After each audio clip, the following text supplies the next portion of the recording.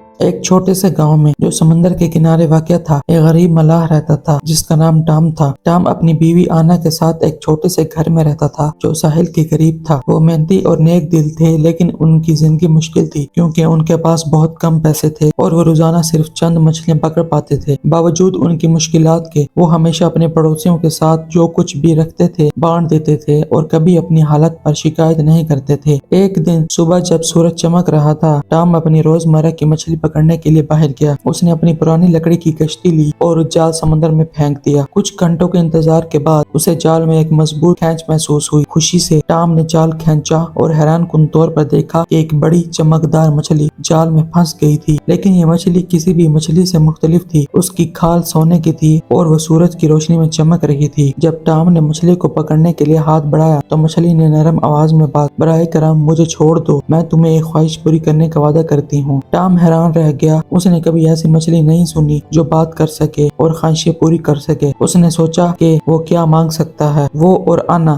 ہمیشہ ایک آرام دہ گھر اور تھوڑے بہت پیسے کے خواب دیکھتے تھے، لیکن ٹام نے سوچا کہ وہ لالچی نہیں ہونا چاہتا۔ کچھ لمحوں کے غور و فکر کے بعد ٹام نے کہا، میں اپنی بیوی اور خود کے لیے ایک بہتر زندگی خواہش کرتا ہوں۔ ہم ہر دن مشکلات کا سامنا کرتے ہیں۔ سونے کی مچھلی نے سر ہلایا اور کہا، تمہاری خواہش پوری کی جائے گی۔ یاد رکھنا کہ اپنی خوشحالی کا استعمال عقل مندی سے کرنا اور کبھی بھی نیکی کرنا نہ بھولنا۔ ٹام نے سونے کی مچھلی کو سمندر میں واپس چھوڑ دیا اور وہ مچھلی ایک سونے کی روشنی کے چمکاک کے ساتھ غائب ہو گئی۔ ٹام گھر واپس آیا اور آنا کو جادوئی مچھلی اور اپنی مانگی گئی خواہش کے بارے میں بتایا۔ اسی شام کچھ شاندار ہوا۔ ایک امیر تاجر ان کے دروازے پر آیا جس کے پاس سونے کے سکے بھرے ایک بڑے بیگ تھا۔ اس نے بتایا کہ اس نے ساحل پر ایک خزانے کا بکس پایا ہے اور چاہتا ہے کہ اسے گاؤں کے لوگوں کے ساتھ بانٹ دے۔ ٹام اور آنا بہت خوش ہوئے۔ انہوں نے سونے کے سکوں کا استعمال بہتر مچھلی پکڑنے کے سامان خریدنے، اپنے گھر کی مرمت کرنے اور اپنے پڑوسیوں کی مدد کرنے کے لیے کیا۔ دن گزرتے گئے،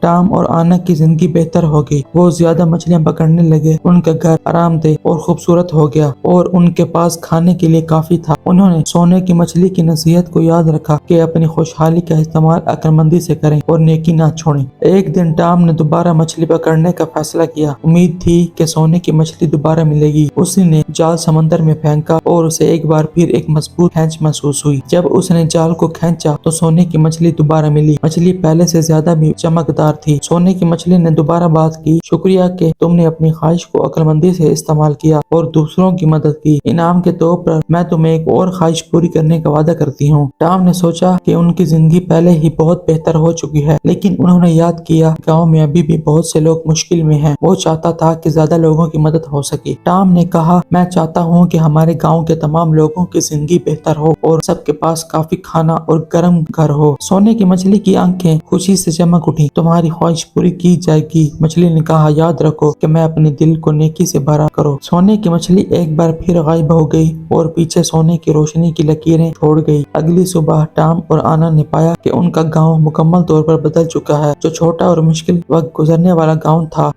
اب وہاں مضبوط گھر، بھرپور باغات اور کافی کھانا تھا۔ گاؤں والے حیران اور شکر گزار تھے۔ ان کے پاس سب کچھ تھا جو انہیں چاہیے تھا۔ ٹام اور آنا کی خواہش کی بدولت ٹام اور آنا نے خوشی اور اطمینان کے ساتھ زندگی گزاری۔ انہوں نے اپنے پڑوسیوں کی مدد کی اور اپنی کمیونٹی میں تعاون کیا۔ گاؤں ترقی پذیر رہا اور سب لوگ عام آہنگی کے ساتھ رہنے لگے۔ سال گزرتے گئے اور ٹام اور آنا بڑے ہو گئے، لیکن انہوں نے کبھی سونے کی مچھلی اور اس کی سکھائی گئی نصیحت کو نہیں بھولا۔ انہوں نے سیکھا کہ سچی خوشی دوسروں کے ساتھ بانٹنے سے ملتی ہے اور اپنی خوشحالی کا استعمال اس دنیا کو بہتر بنانے کے لیے کرنا چاہیے۔ ایک دن ٹام اور آنا ساحل پر چلتے ہوئے اپنی ماضی کی یادیں تازہ کر رہے تھے۔ انہوں نے دیکھا کہ سونے کی مچھلی ساحل کے قریب تیر رہی ہے۔ ٹام اور آنا نے مسکرا کر ہاتھ لہرایا اور مچھلی کے تحفے کے لیے شکر گزار محسوس کیا۔ سونے کی مچھلی نے ان کے پاس آ کر آخری بار بات کی، تم نے بہت اچھا کام کیا ہے ٹام اور آنا، تمہاری نیکی نے دنیا میں فرق ڈالا ہے۔ یاد رکھو، اصل جادو تمہارے اچھے کاموں میں ہے جو تم دوسروں کے لیے کرتے ہو۔ یہ کہہ کر سونے کی مچھلی چلی گئی اور سمندر کی چمکدار لہروں میں غائب ہو گئی۔ ٹام اور آنا نے اس وقت تک دیکھا جب تک مچھلی نظر سے غائب نہیں ہو گئی اور چاند जानते थे कि उनकी जिंदगी एक नेकी एक अमल की बदौलत हमेशा के लिए बदल गई है। और यूं टॉम और आना ने अपने बाकी के दिन खुशी और सुकून के साथ गुजारे। अपने कम्युनिटी की मोहब्बत से घिरे हुए उनकी कहानी गाँव में एक पसंदीदा कहानी बन गई, जो हर किसी को याद दिलाती थी कि हत्ता के सबसे छोटे अमल